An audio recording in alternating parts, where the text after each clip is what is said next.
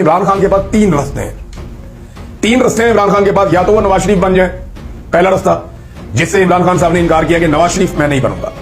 इमरान खान के पास दूसरा रास्ता यह है कि वो जेल में लंबा अरसा गुजारने के लिए तैयार हो जाए जब तक कि ये निजाम थक के इमरान खान साहब को बाहर ना निकाल दे। ये है दूसरा रास्ता जो इमरान खान साहब के पास है।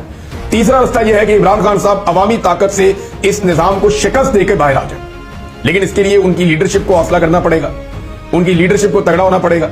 लीडरशिप ने आवाम को कमजोर कर दिया, उल्टा डी चौक में ले जाते हैं लोगों को और वहां से खुद भाग जाते हैं, और ये बार बार किया। और अली अमीन गंडापुर का इसमें बहुत बड़ा रोल है। अली अमीन गंडापुर अगर बहादुरी दिखाते, दिलेरी दिखाते, तो आज सूरत मुख्तलिफ होती।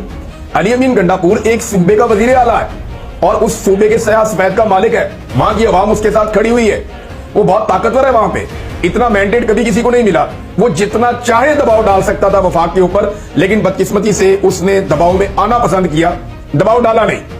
हत्ता कि जिन लोगों को वो लेकर आए थे इस्लामाबाद, उनको इंसाफ तक नहीं दिलवा सके।